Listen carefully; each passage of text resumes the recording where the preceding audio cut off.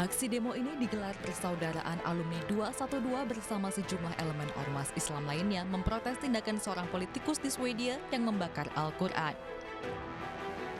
Aksi ini menuntut agar pemerintah Indonesia menyetop hubungan diplomasi dengan Swedia imbas pembakaran Al-Quran lantaran hal itu dianggap sebagai penodaan terhadap Islam.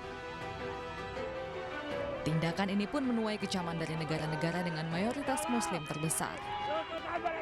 Pemerintah Indonesia pun telah melayangkan protesnya hingga memanggil Duta Besar Swedia untuk Indonesia terkait insiden tersebut.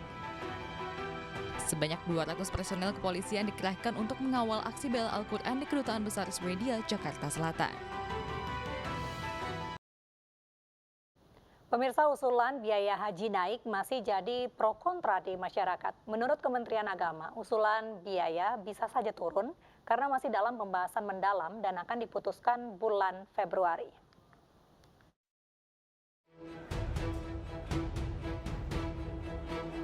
Usulan kenaikan biaya perjalanan ibadah haji tahun 2023 yang ditanggung calon jemaah menjadi Rp69 juta dari sebelumnya Rp39,8 juta menuai polemik. Menurut Kementerian Agama, usulan biaya masih terus dibahas bersama Komisi 8 DPR RI dengan mempertimbangkan beragam hal. Dari biaya di Arab Saudi, pengelolaan keuangan haji, hingga kemampuan membayar calon haji yang akan berangkat. Keputusan akhir juga masih dinamis karena akan dikaji lebih dalam oleh pemerintah dan DPR RI, bahkan tidak menutup kemungkinan bisa turun dari usulan awal. Sudah melalui kajian dan tapi tidak menutup kemungkinan karena Komisi 8 juga masih meninjau di arah nanti akan terjadi diskusi panjang dan insya Allah ini masih bisa terjadi tarik ulur dan lain sebagainya untuk menuju titik final pasnya nanti berapa. Sementara menurut Badan Pengelola Keuangan Haji yang mengelola dana haji, saat ini dana haji aman dan tumbuh. Pengelolaan dana haji juga dilakukan murni sesuai syariah. Tidak ada dana haji yang diinvestasikan kepada proyek infrastruktur. BPKH juga mendukung dana haji yang berkeadilan dan berkelanjutan. Saldo di BPKH itu aman dan tumbuh. Sekali lagi, kalau yang mempertanyakan 25 juta kami kemana? Ada. Seluruhnya ada dan terbukti kalau dikali 5,3 juta tadi saya sampaikan ada 132,5 harusnya kan. Dan kita hari ini ada 166 triliun, jadi aman dan bisa untuk mensupport pembiayaan haji sesuai dengan amar atau keputusan dari Kepres terkait dengan BPIH. Sejatinya total biaya haji hanya naik sekitar Rp500.000 dari tahun lalu, yaitu 98,3 juta menjadi 98,8 juta rupiah. Yang membuat perbedaan signifikan adalah tahun lalu biaya perjalanan ibadah haji yang dibayar calon jemaah sebesar 40%, sementara ditanggung nilai manfaat 60%. Tetapi tahun ini diusulkan menjadi komposisi 70-30, di mana 70% pembiayaan dibebankan kepada calon jemaah dan 30% dibiayai nilai manfaat, agar dana manfaat tidak habis untuk jemaah yang masih menunggu. Tim Liputan iNews melaporkan.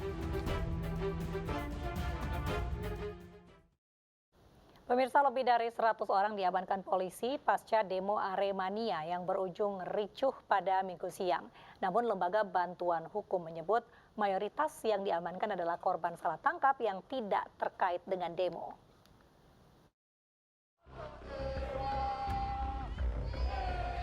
Setidaknya 107 orang diamankan polisi pasca kericuhan demo Aremania Minggu siang kemarin. Namun dari jumlah itu, 87 diantaranya telah dipulangkan setelah dipastikan tidak terlibat perusakan toko merchandise milik Arema FC. Korban salah tangkap diduga merupakan orang-orang yang berpakaian hitam yang identik dengan masa aksi saat demonstrasi berlangsung. Ketua LBH Pos Malang menyatakan, polisi melakukan penangkapan secara acak terhadap orang-orang yang berpakaian hitam dan dalam kondisi basah. Berdasarkan pengakuan dari beberapa teman-teman yang diamankan, memang tidak secara tidak secara teratur, karena berdasarkan pengakuan teman-teman itu ditangkap hanya dengan karena menggunakan baju hitam, tidak tahu bahwa tidak bisa diidentifikasi apakah mengikuti aksi atau tidak. LBH memastikan akan memberikan pendampingan hukum kepada para korban salah tangkap. LBH juga memastikan seluruh pihak yang masih diamankan polisi tidak mendapat kekerasan saat diperiksa. Sementara itu hingga saat ini belum ada keterangan resmi dari pihak Polres Malang terkait dugaan salah tangkap ini. Dari Malang, Jawa Timur, Denny Irwansyah, iNews melaporkan. Pasca demo Aremania di kantor Arema FC yang berakhir ricuh Minggu siang, manajemen Arema FC melalui komisaris mulai mempertimbangkan kembali kelanjutan eksistensi Arema FC demi kondusivitas.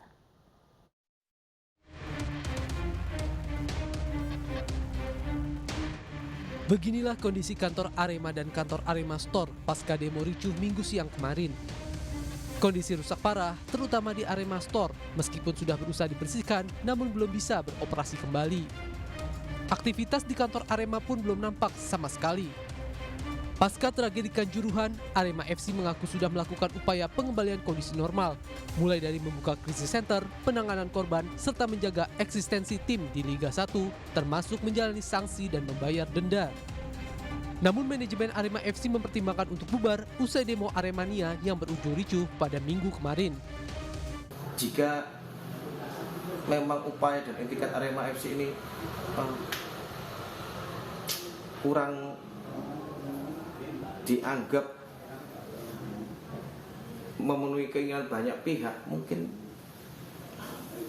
serta justru membuat tidak kondusif, mungkin kami sebagai direksi dan manajemen akan mempertimbangkan keeksistensian klub ini.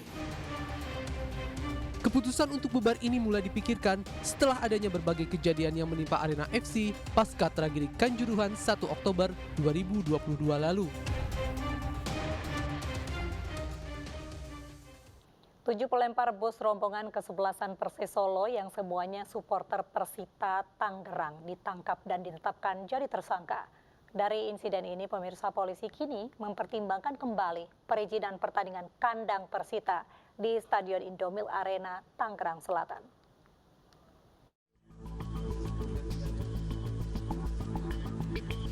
Tujuh supporter Persita Tangerang ditetapkan menjadi tersangka penyerangan dan pelemparan bus rombongan kesebelasan Persis Solo usai pertandingan yang berlangsung Sabtu 28 Januari lalu.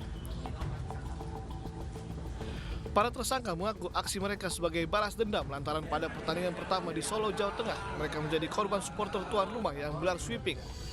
Mereka pun melampiaskan dendam mereka dengan melempari bus yang ditumpangi pemain dan ofisial Persis Solo. Lakukan pengembangan, tidak menutup kemungkinan akan ada pertambahan atau bertambahnya tersangka, karena sampai saat ini tim kita masih melakukan pengejaran terhadap beberapa oknum supporter Persita tersebut.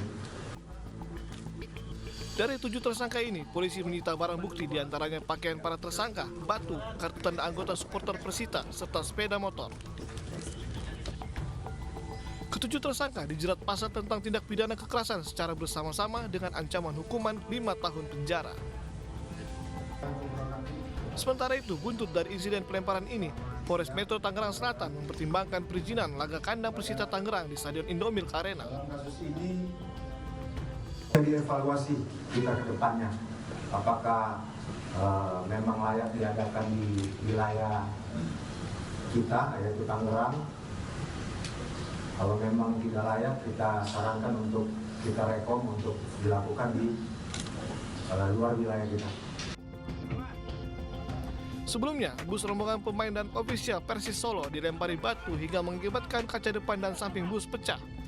Video pelemparan itu viral di media sosial dan dikecam banyak pihak karena dianggap mencederai sportivitas sepak bola tanah air. Dari Tangerang Selatan, Banten, Nunung Purnomo, iNews melaporkan.